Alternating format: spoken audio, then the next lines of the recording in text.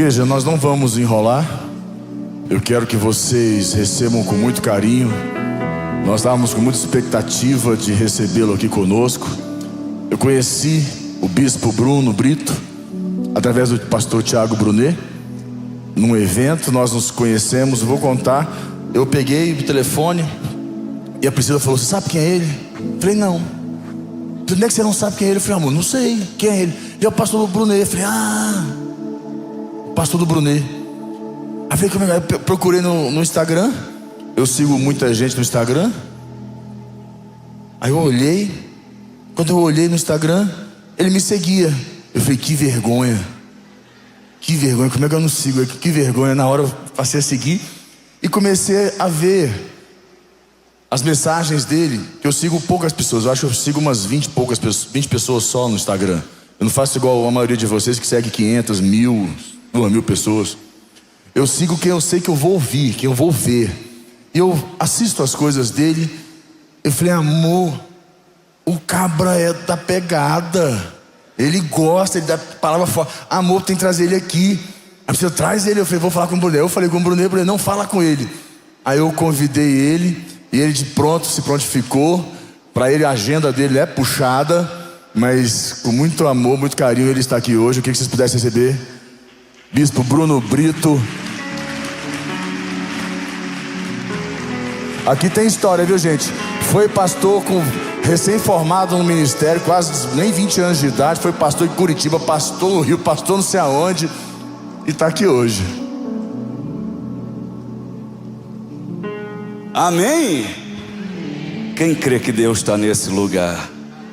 Levante suas mãos para o alto, adore por alguns segundos a presença do Espírito Santo. A razão de estarmos aqui é Ele. O centro desse tempo é Ele. É a presença dEle que torna esse ambiente um ambiente sobrenatural. É a presença dEle que envolve o nosso coração, que envolve a nossa vida.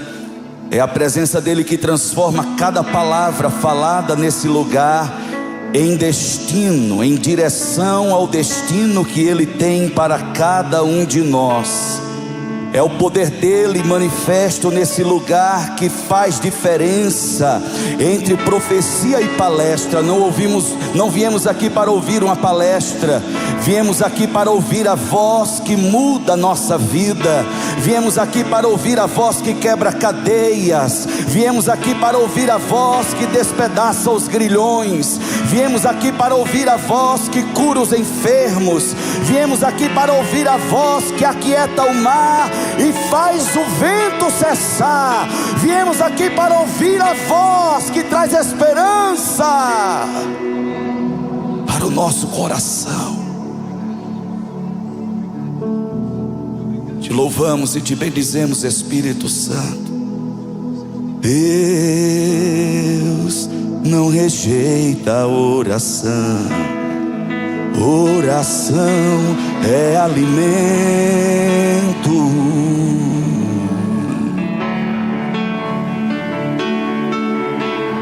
Nunca vi um justo sem. Se você crê, diga: ou ficar no sofrimento. Com a sua fé, cante: basta somente esperar pelo que Deus irá fazer. Basta somente esperar. O que? Diga: o que Deus irá fazer. Estenda sua mão para o alto nessa noite. Declare: quando Ele estende. Quando Ele estende suas mãos. É o que, Sara? Dê todo o seu louvor para Ele. Então louve, simplesmente louve. Tá chorando, louve. Precisando, louve. Tá sofrendo, louve. Diga: não importa. Não importa, louve. Seu louvor invade o céu. Declare que Ele vai na tua frente. Deus vai na frente, abrindo caminho, quebrando as correntes, tirando os espinhos, ordena os anjos pra contigo lutar. Ele abre as portas, Ele trabalha pra quem nele confia, caminha contigo de noite ou de dia. Erguam suas mãos, sua bênção chegou. Comece a cantar Com muito louvor, com muito louvor. Dê todo o seu louvor para Ele nessa noite. Escute isso, escute. A gente precisa entender o que diga, o que Deus está falando. Até em silêncio Deus fala com você. Fique atento, viu? Diga isso. Quando Ele fica em silêncio, é porque Está trabalhando. quantos creem que Ele está agindo a seu favor? Levante a sua mão e diga glória a Deus. Basta somente esperar o que Deus irá fazer. Ele já está fazendo, e você terá surpresa na sua vida por esses dias. Creia nisso. Quando Ele estende as suas mãos, essa é a sua hora, esse é o seu tempo. Diga, então louve, simplesmente louve. Tá chorando, louve. Precisando louve. Tá sofrendo, louve. Não importa. Não importa louve. Seu louvor faz Deus vai na frente, abrindo caminho, quebrando as correntes, tirando os espinhos, ordena os anjos pra contigo lutar. Ele abre as portas pra ninguém mais ver. Ele trabalha pra quem nele confia, caminha contigo de noite ou de dia. Erram suas mãos, sua bênção chegou. Comece a cantar com muito louvor.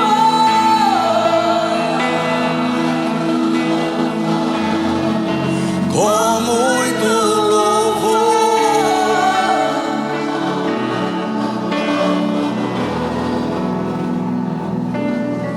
Quem é o homem que teve o poder de andar sobre o mar? Quem é ele que pode fazer o mar se calar? No momento em que a tempestade vier te afogar, diga, ele vem com toda a autoridade e manda acalmar. Quem é o homem que teve o poder de fazer Israel caminhar? Diga, caminhar por entre as águas do mar. Se é pra ficar de pé, fica de pé com fé e autoridade. Esse caminho do meio do mar, Para o povo de Israel passar do outro lado com os pés enxutos, puderam cantar. O que essa era a nossa terra? o hino da vitória. Levante as suas mãos e declare: quando estiver frente ao mar e não puder atravessar, chame esse homem com fé. Só ele abriu o mar. Não tenha medo, irmão. Se atrás vem Faraó, Deus vai te atravessar e você vai entoar o hino da vitória. Toda vez que o mar vermelho tiver que passar, chame logo esse homem para te ajudar. É nas horas mais difíceis que Ele mais te vê. Pode chamar esse homem que Ele tem poder. Se passares pelo fogo não vai te queimar. Se nas águas tu passares não vão te afogar. Faça como Israel que o mar atravessou, e no nome do Senhor o hino de vitória. Do outro lado canto, quando estiver frente ao mar e não puder atravessar, chame esse homem com fé. Só Ele abriu o mar. Não tenha medo, irmão, se atrás vem Faraó, Deus vai te atravessar e você vai entoar o hino da vitória. Quantos creem que esse hino vai sair dos seus lábios por esse dia? Não será no próximo ano nem no próximo semestre. É questão de dias para que Deus mude o teu pranto em um canto de alegria, para que a veste de luto seja trocada por vestes de louvor. Quantos podem dar um brado de vitória dizendo glória a Deus? Aleluia. Toca na mão de umas 599 pessoas e diga: é questão de tempo para você começar a cantar. Aleluia. Se você puder, se assente, por favor.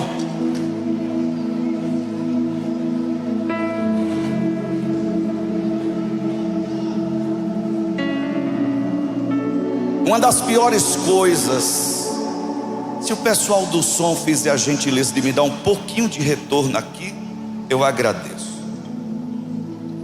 Uma das piores coisas da humanidade está na familiaridade.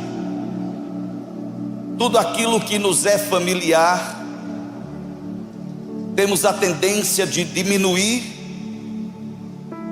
o valor e o reconhecimento que aquela pessoa, que aquele lugar, que aquele acesso tem ou teve na nossa vida. Quando esse lugar não me era familiar, eu entrava, percebia, sentia, ouvia, cria e obedecia. À medida que tornou-se familiar, agora eu ouço, duvido, questiono e faço do jeito que eu quero. Quando eu entrei aqui hoje à noite, eu disse para o bispo Lucas e para a bispa Priscila: é a realização de um sonho estar aqui na igreja de um general da fé, como os bispos Robson e Lúcia Rodovalho, que tem tocado a nossa nação e várias nações do planeta Terra. E eu queria que você aplaudisse ao Senhor Jesus pela vida desse homem e dessa mulher de Deus, e que você aplaudisse a essa família e a todos os pastores e a todos os líderes que fazem da Sara Nossa Terra um instrumento de transformação e de avivamento por onde o Senhor tem levado esse ministério. Eu sou de João Pessoa, na Paraíba. Tive um encontro com o Senhor Jesus aos 8 anos de idade. Minha mãe, uma mulher muito religiosa na época, ela foi na missa. Ao receber a comunhão, voltou para o banco, ajoelhou para rezar, e uma voz falou com ela, enquanto se tocava uma música, e essa voz lhe perguntou: quem morreu por você? E ela respondeu: Jesus. Então por que você está adorando alguém que não é Jesus? E ali ela disse que fez um pacto de voltar para casa e começar a ter comunhão com a palavra de Deus e não voltar mais à missa, mas até então a ideia de frequentar qualquer outra religião era remota, era distante. A minha mãe vendeu, acho que até hoje ainda vende Natura, aí já são 40 anos vendendo Natura, Cronos, Essencial, Senhor N. Quem usou sabe, quem passou por dificuldade sabe. Sabonete erva doce, quem já teve suvaqueira sabe do que eu estou falando.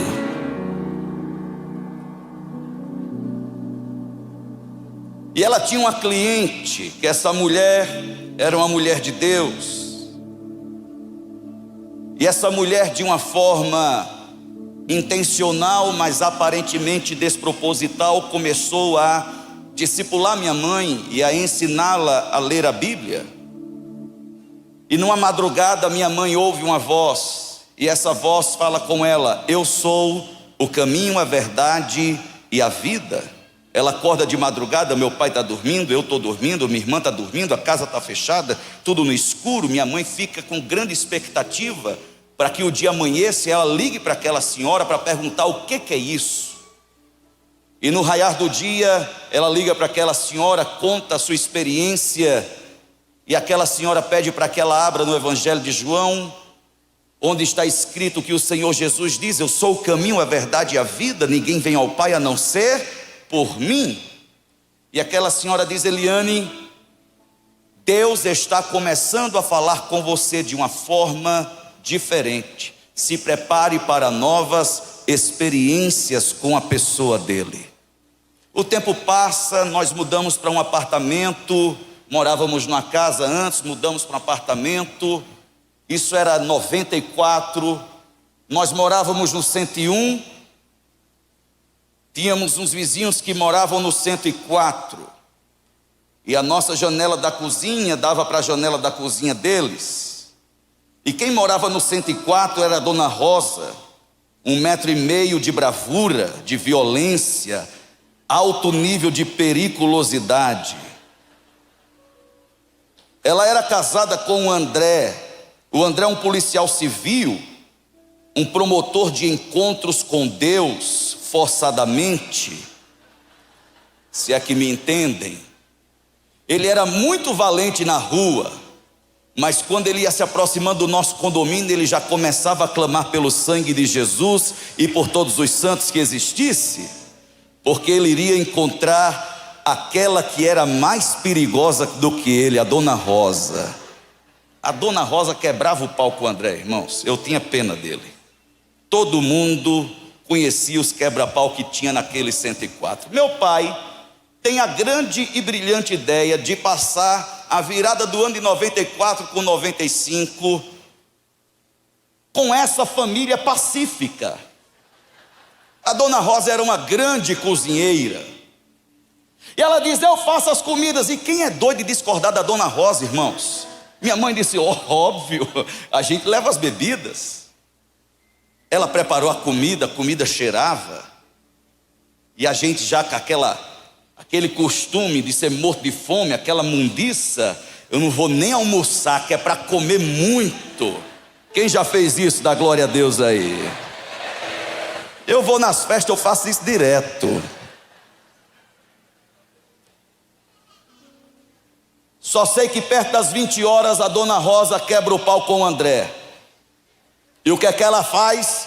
Se quiserem comer, procure outro lugar, que na minha casa não vai ter mais comida. Guarda as comidas e a gente fica só com as bebidas. Bem, a gente come qualquer pão com qualquer coisa, vai dormir, é tudo menino. Minha mãe vai dormir, fica meu pai com o André bebendo na calçada do condomínio, e o André com aquela lamúria, com a Dona Rosa, aquela confusão. Ele rompe o ano ali com meu pai bebendo. Ele pede a minha bicicleta emprestada para ir até a praia, naquela madrugada bem cedo, volta para casa, entra naquele apartamento, passa direto para o banheiro.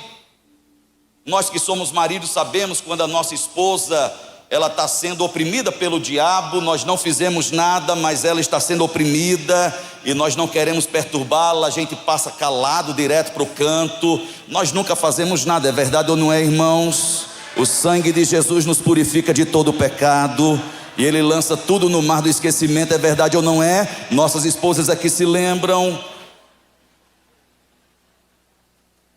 As irmãs estão se levantando para ir embora, fechem a porta, por favor.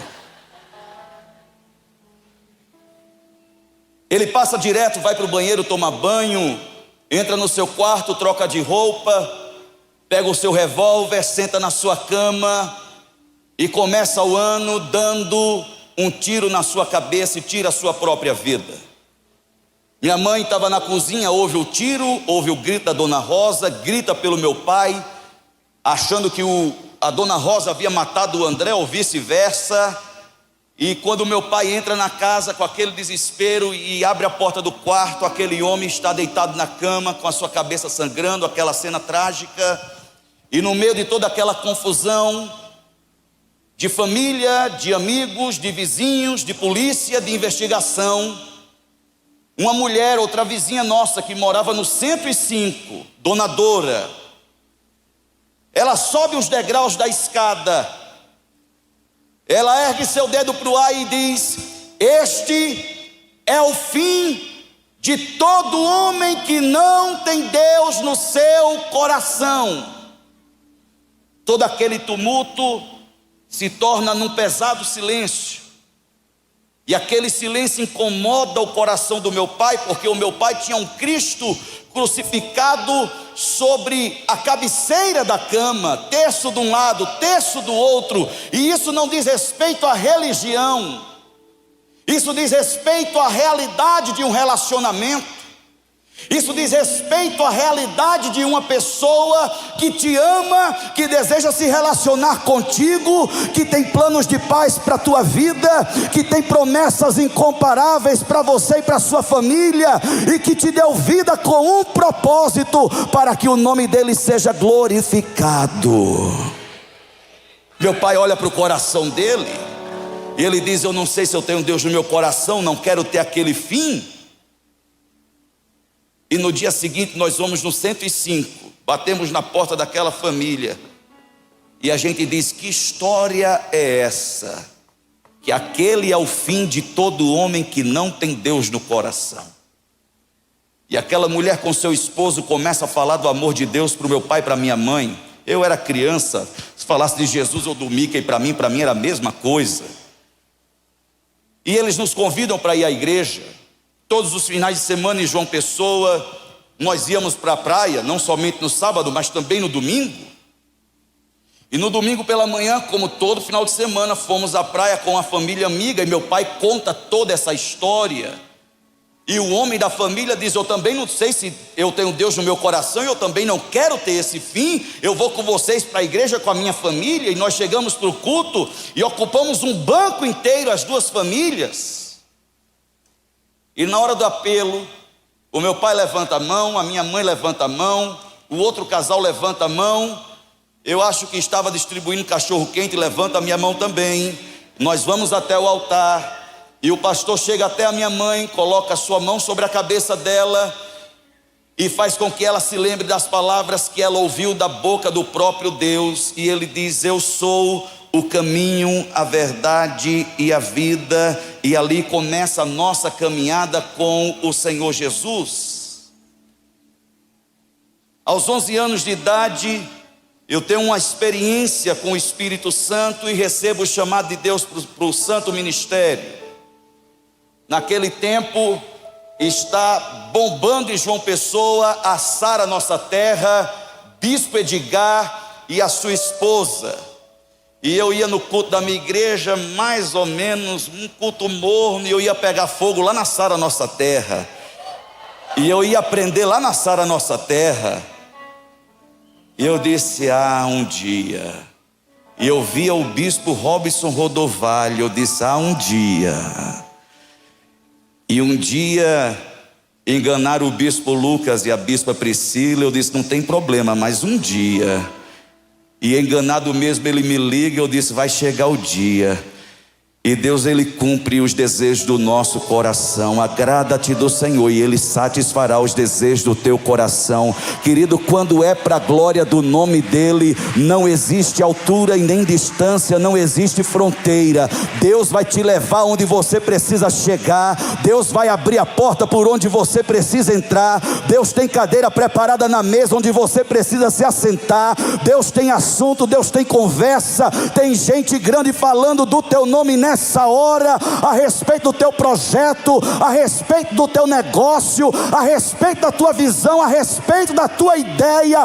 Mardoqueu era alguém que estava na porta do palácio, até que um dia o rei perde o sono e coloca Mardoqueu no cavalo, e coloca coroa na cabeça de Mardoqueu, e coloca roupa em Mardoqueu, e diz: é assim que se faz ao homem a quem o rei deseja honrar.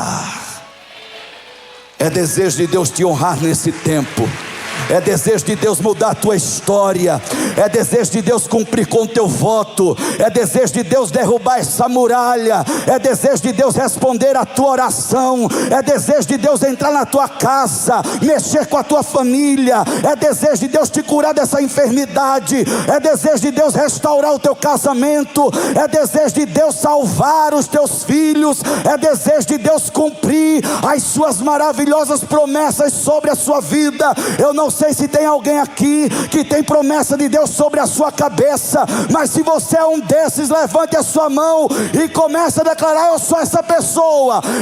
Vai chegar o meu dia. Eu sei que está chegando. Tem promessa antiga que você disse: não foi para mim, e o Senhor nessa noite está dizendo: está chegando o tempo do cumprimento de promessas que até você se esqueceu, mas quem prometeu é fiel para cumprir.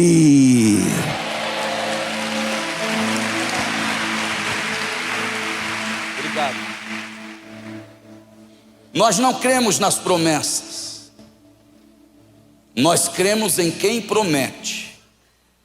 A nossa fé não deve estar na promessa, a nossa fé deve estar no caráter daquele que promete.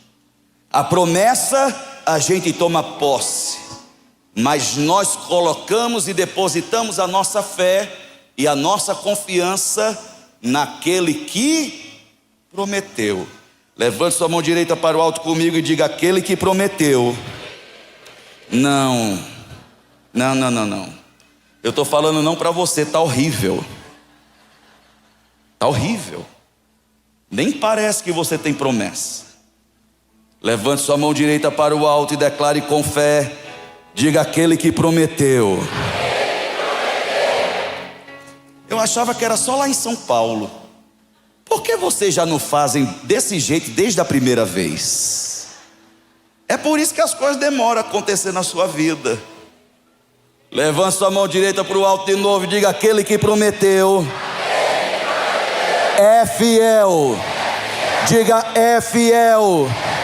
Diga: é fiel para cumprir cada uma das suas boas e maravilhosas promessas. Quantos creem nisso? Diga aleluia nessa noite e dê o seu melhor aplauso ao nome de Jesus. Amém. Obrigado. Vamos dar um aplauso para o nosso tecladista. Bispo Macedo está morrendo de inveja de mim nessa hora. Vamos abrir a palavra do Senhor comigo no Evangelho de Lucas, capítulo 24.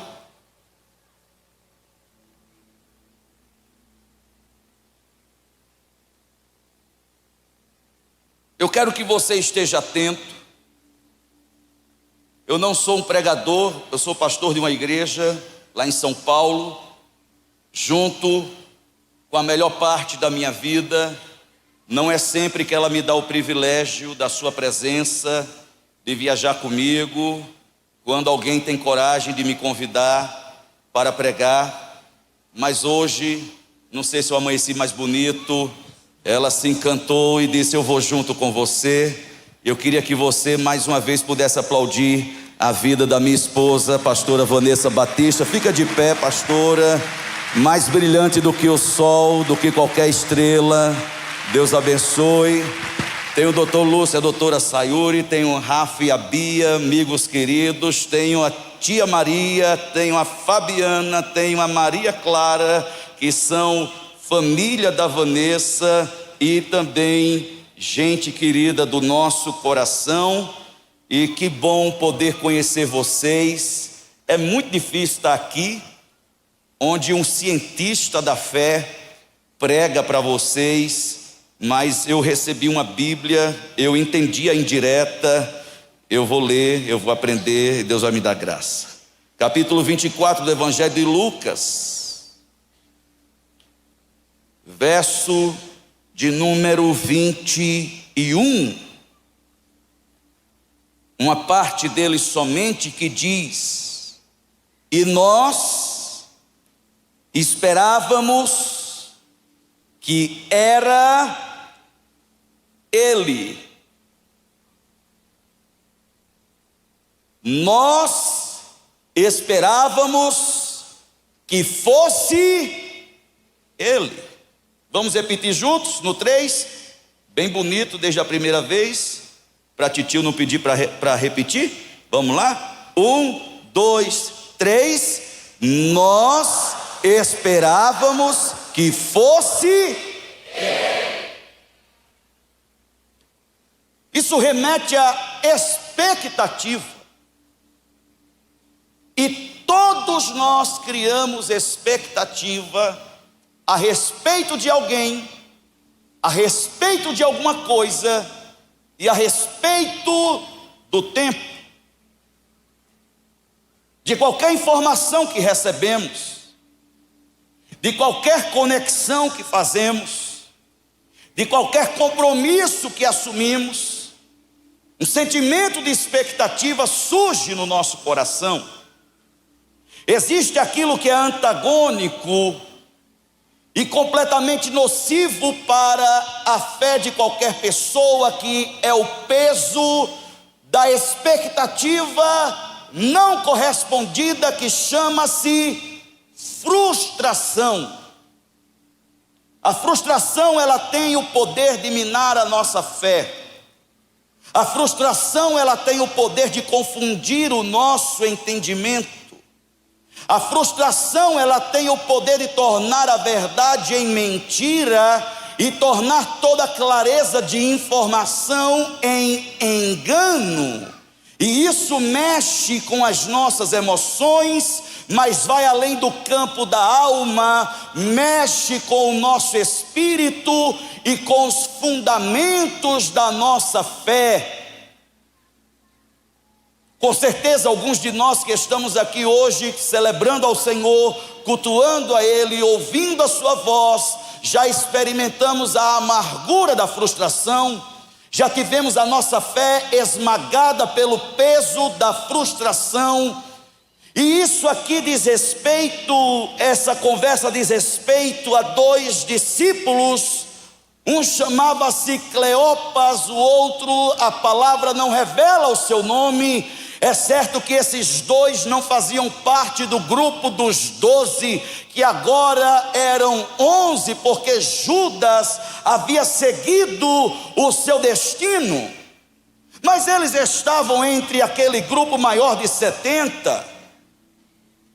E Jesus havia entregue a sua vida no Getsemane, e havia sido levado à casa de Caifás, havia sido levado ao pretório, havia sido julgado injustamente, havia sido surrado, havia sido escarnecido, já havia encontrado na via dolorosa com Simão Cirineu, que carrega por alguma distância o madeiro que estava sobre os ombros do Senhor Jesus.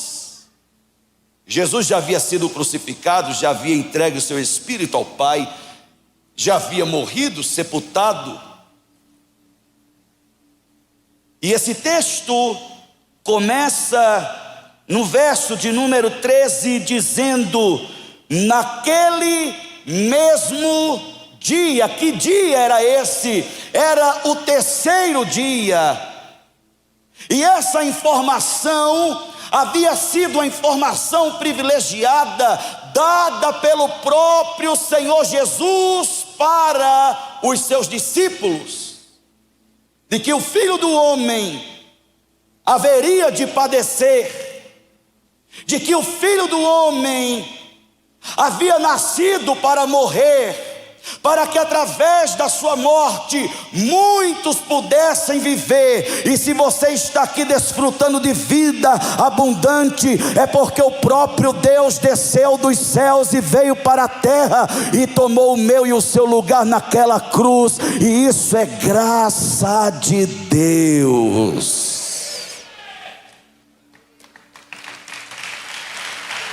Porque Deus amou o mundo de tal maneira que deu seu único filho, para que todo aquele que nele crê não pereça, mas tenha a vida eterna. Naquele mesmo dia, a informação privilegiada completa era: mas ao terceiro dia, repita comigo e diga: ao terceiro dia.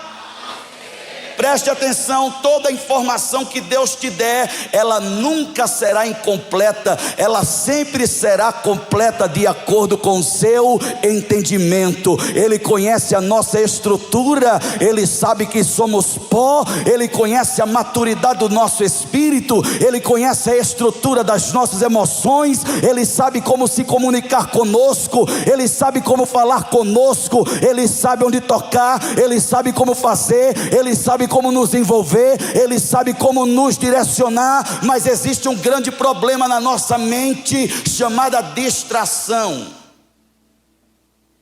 Aqueles homens caminharam 3 anos com Jesus, aqueles homens ouviam Jesus falar todos os dias, aqueles homens tinham conversas particulares e privadas com o Senhor Jesus. Aqueles homens precisavam estar atento ao que Jesus estava falando para eles durante aquela caminhada de 3 anos. Aqueles homens precisavam, como você e eu precisamos hoje, estar atento ao que a voz de Deus está falando ao nosso coração, porque Ele fala uma coisa contigo aqui, Ele fala outra coisa contigo ali, Ele fala outra coisa contigo lá, através da mesma palavra, segundo a sua sabedoria. Ele vai ministrando a cada coração, de acordo com o que cada coração necessita, de acordo com o momento que cada um está passando. Mas a certeza era essa: ao terceiro dia ele não continuaria morto, ao terceiro dia a pedra não continuaria na boca do túmulo, ao terceiro dia ele ressuscitaria, como ele ressuscitou, como ele apareceu, como foram testificar dizendo: nós fomos lá e vimos que o túmulo está vazio, alguma coisa aconteceu. Será que aconteceu? Será que roubaram o corpo dele? Não, ele ressuscitou, porque ele disse que haveria de ressuscitar.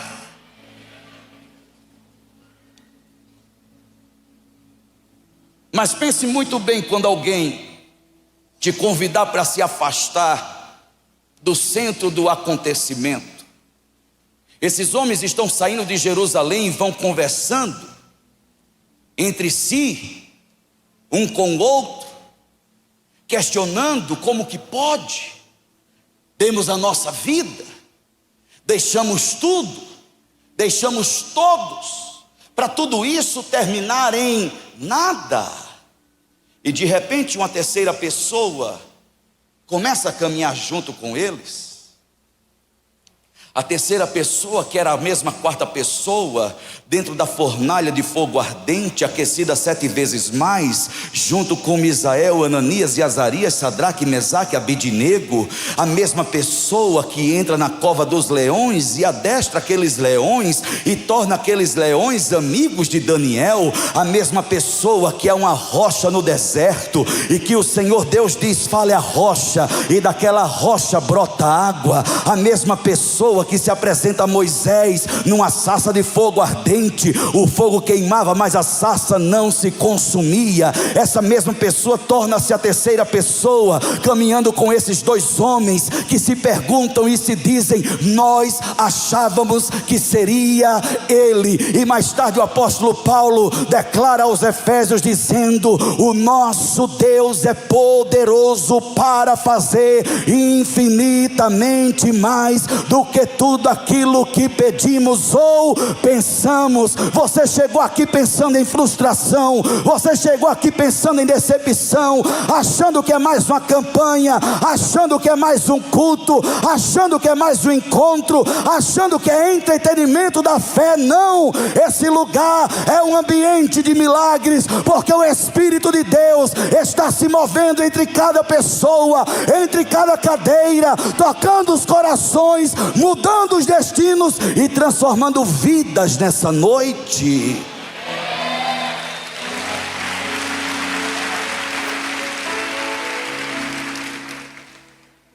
A terceira pessoa se une a eles e pergunta: sobre o que vocês estão conversando, Bispo Lucas?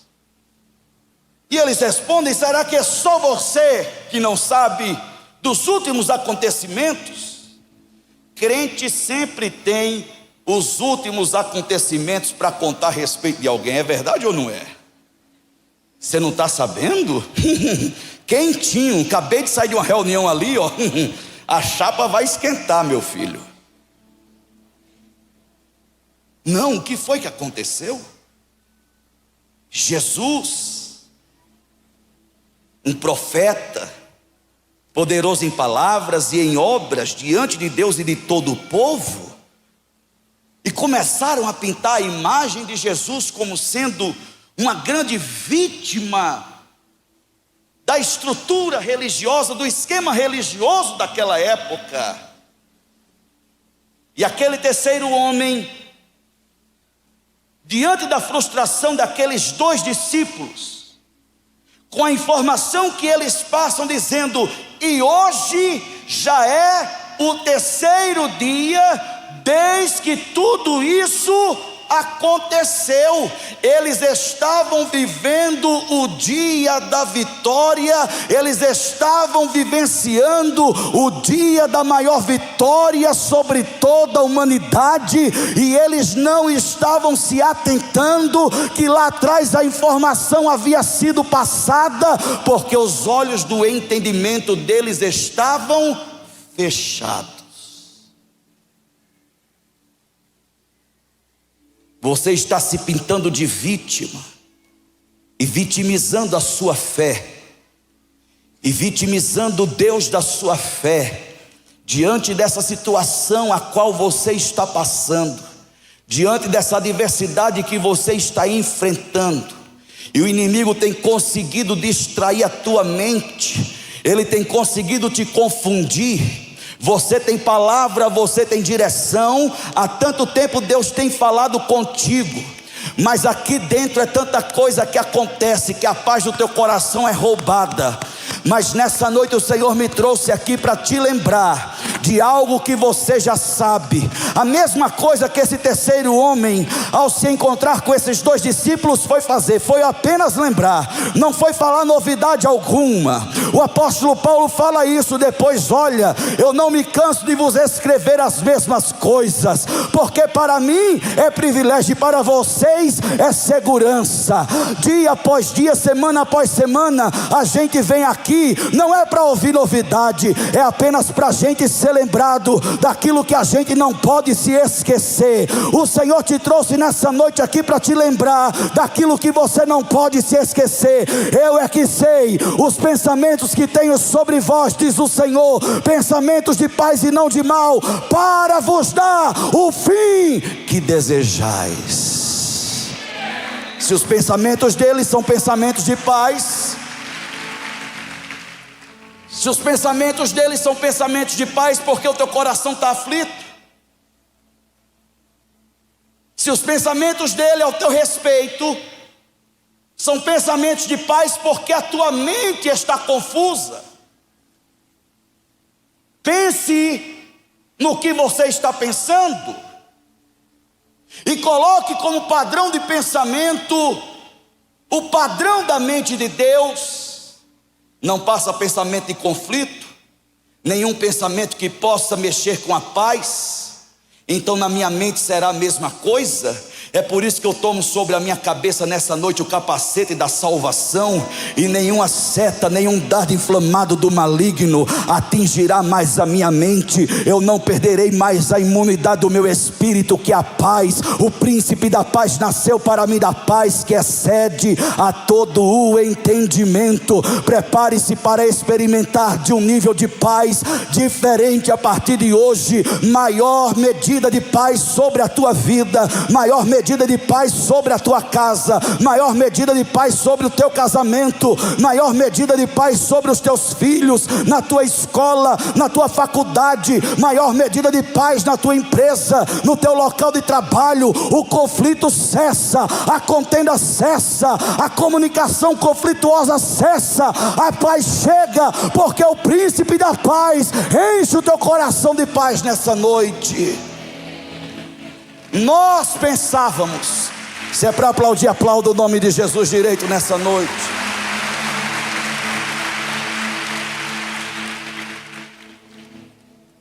Nós pensávamos que seria ele, mas olha o que acontece. Era uma pessoa tão boa, não merecia esse fim. E o Senhor Jesus, sem ainda eles perceberem que era Jesus, verso de número 25 diz: como vocês custam a entender e demoram a crer, porque precisava que tudo isso acontecesse para se cumprisse aquilo que os profetas haviam dito. Tudo o que você está passando vai colaborar para o teu bem, porque todas as coisas contribuem para o bem daqueles que amam a Deus e vivem segundo o seu propósito.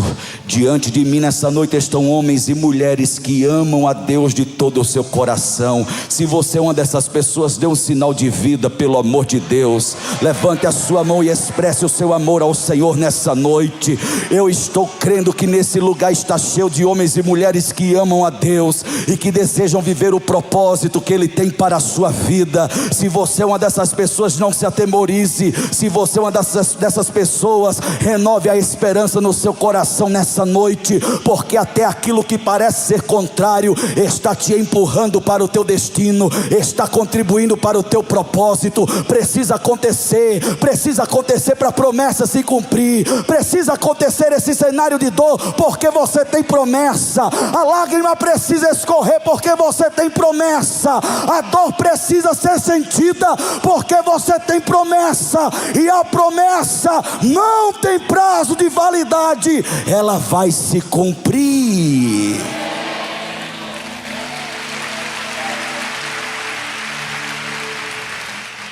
Vocês custam a entender e vocês demoram a crer. Preste atenção, eu já estou encerrando. Abraão tem um encontro com Deus.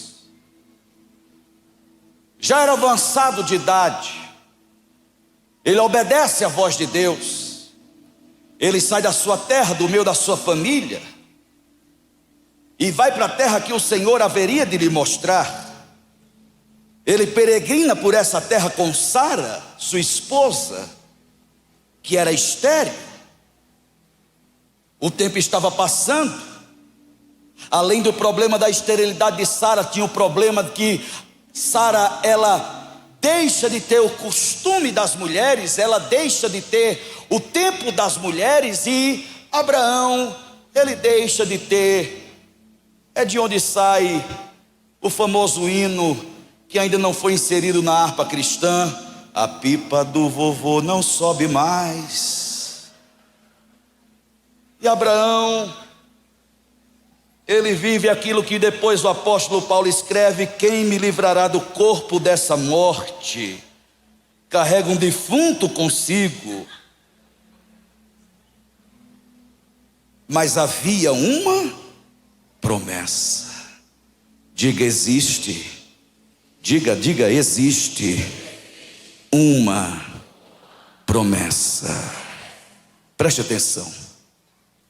Promessa não tem que combinar com o cenário. Promessa não precisa de condição favorável. Promessa não precisa de ajuda humana. Quando a promessa vem da boca de Deus. Quando a promessa vem da boca de Deus, essa promessa, ela não precisa de cenário favorável, porque ela muda o cenário. Quando a promessa vem de Deus, ela não precisa de condição favorável, porque ela promove a própria condição para ser cumprida, porque Deus é a condição dela ser cumprida, amém ou não? E quando a promessa é de Deus, ela não precisa de ajuda humana, porque não existe nada que Deus ame mais do que a sua glória, e a palavra do Senhor nos diz que Deus não divide a sua glória com ninguém. Quando uma promessa de Deus se cumpre na vida de um homem, todo olho que vê, todo ouvido que ouve, toda mente que raciocina, repete o que o salmista declara: entre as nações se diziam, grandes coisas tem feito o Senhor por eles, e nós declaramos, de fato, grandes coisas tem feito o Senhor por nós, e é por isso que nós estamos alegres. O tempo estava passando, mas existia uma promessa. A condição física só piorava, mas existia uma promessa. Expectativa e frustração. Cenário conflituoso com aquilo que a gente ouviu. Às vezes você olha para o cenário da sua casa, para o cenário da sua economia, para o cenário da sua saúde e diz: como será? Deus errou o CEP, Deus errou o CPF. Deus não erra. Escute o que o apóstolo Paulo diz: Deus é capaz, Deus é poderoso, nele está toda capacidade. Havia um dilema dentro da tenda do pai da fé: quem será o meu herdeiro? O Senhor chama Abraão e diz: Abraão, vem cá, a gente precisa ter uma conversa, e eu preciso te mostrar uma coisa. Eu te prometi algo. Eu quero te mostrar a dimensão daquilo que eu tenho para a tua vida. Olha para o céu. Olha para o céu. Olha. É você mesmo, olha para o alto. Pela fé contemple as estrelas. E Deus diz para Abraão: conte as estrelas. Pode contar, Abraão? Não posso, Senhor. Sabe quem fez essas estrelas? Fui eu. Quer saber mais? Porque fazer no atacado, qualquer um pode fazer. Mas vamos tornar a coisa mais específica. Ao criá-las, eu dei um nome para cada uma delas. Quer saber mais, Abraão? Quando eu as chamo, todas elas se apresentam diante de mim. Sabe por que, Abraão?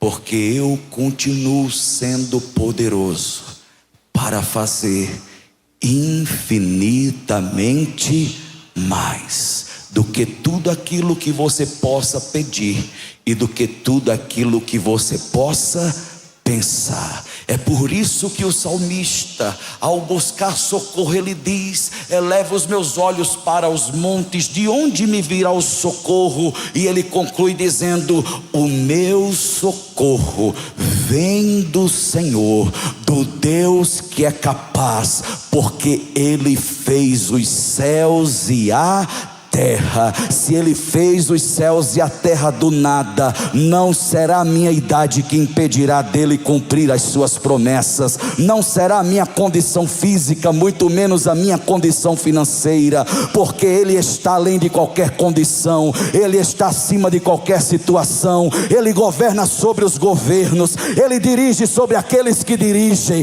Ele conduz sobre aqueles que conduzem, Ele faz caminho onde não existe caminho, Ele abre porta onde não existe porta. Esse mesmo Deus que falou com Abraão está falando com você aqui nessa noite. Arranca esse peso de frustração da tua alma, arranca essa decepção que te consome, porque do jeito que eu te prometi, do jeito que eu disse que iria fazer, aquilo que os teus ouvidos me ouviram falar, os teus olhos verão acontecer. Coloque suas mãos sobre os seus ouvidos nessa noite e com fé e autoridade diga: aquilo. Não, diga mais forte, diga aquilo. Diga tudo aquilo que um dia eu ouvi Deus falar ao meu respeito. Agora coloque suas mãos sobre os seus olhos e declare: os meus olhos, diga mais forte, diga: os meus olhos verão acontecer, e toda glória será para o nome do Senhor Jesus. Quantos creem nisso, fica de pé aplaudindo ao nome dele nessa noite. Bispo Lucas.